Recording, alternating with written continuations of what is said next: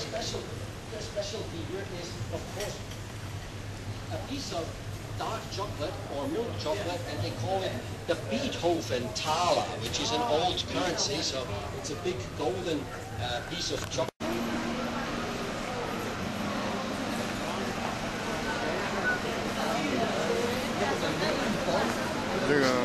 From the balcony when Bonn was still the capital, they can see the photographs lying on the flag there. Region, and then we can go on. A very famous poet coming up. A very important Islam scientist, so they really picked out everyone. This gentleman you might know, Willy Brandt, a very famous politician. Yes.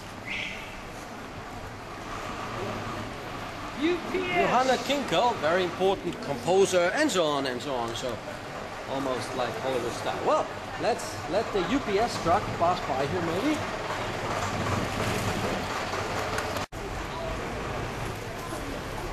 Meanwhile, we're called into town when the Protestantism spread like crazy, and in 1692 they had not just this church but also a college set up here in Bonn, donated and sponsored by the bishop and the ruler here.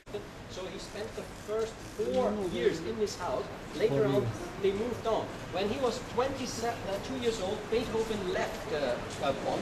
He made career. He didn't speak too fondly of his hometown, I must tell you. He thought it was a little bit too provincial, too Catholic, and he didn't really appreciate his mastermind too much. So he moved to where, well, everything was going on at the turn from the 18th to the 19th century music-wise, and that was Vienna. And there, of course, he learned. He missed Mozart almost entirely as he died early, but Haydn became his big, teacher. And then Beethoven moved also around a lot, but he died in Vienna, and he never came back to his hometown Bonn during his entire lifetime. But still, in there, they collected not just some marvelous belongings of Beethoven. Especially interesting are these weird hearing aids that you know that Beethoven went almost deaf in his later years, and he had these wild hearing aids, and they become bigger and bigger the older and deafer he became, just to be able to hear.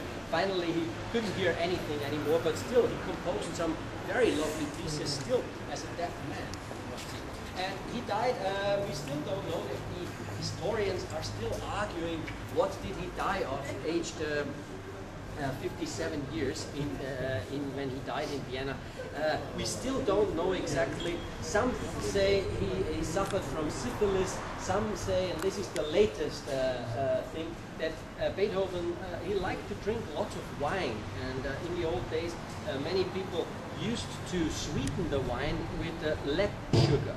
And if you drink that over a long period of time, this could finally lead to a lead poisoning. So this is the latest and most likely version that I can offer you.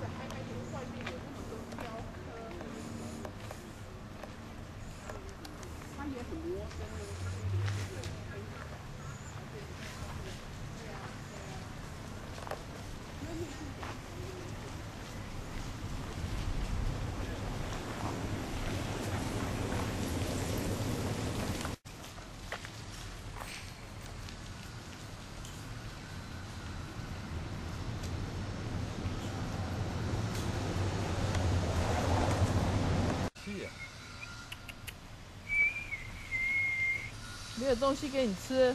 我有，好来，我那块面包还在。你拿出来一点。昨天的那块面包，我们喂不到鸭子。哎呦，这可硬了，这可硬了。本来法国面包。哎，哇！他吓跑了，吓跑了。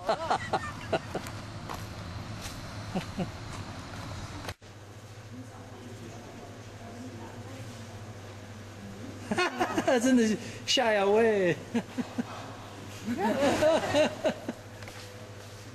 你打他了！哎，你看这个，好无语，哎呦，很怪的，这可能也是。啊，这个有意思，这个有意思。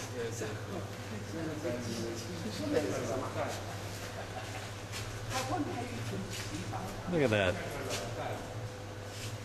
哎，老先生，哎快点快点。 Bonn Station。